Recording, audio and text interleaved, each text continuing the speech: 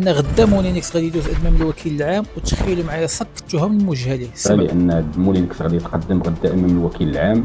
الشكاية تضمنت عدة أفعال إجرامية على رأسها الاتجار في البشر، الإخلال العلني بالحياة، نشر ادعاءات كاذبة، تشهير، حيازة مواد إباحية، أنشطة جنسية، الدعارة، الاستغلال الجنسي العابر للحدود، إعطاء قدوة سيئة للأطفال، البغاء، التحريض على الفساد، إلى غير ذلك من الجرائم العديدة والمتنوعة اللي نتمنوا أنه الغد يعني وكما سمعتوا هادو شويه من بزاف ديال التهم اللي غادي توجه لمولينكس غدا، واللي حتى هاد البنت اللي كاينه معاهم فهي متهماه وعندها فيديو ديالو كيفاش كيهدد فيها ويتنمر بها ويسبها.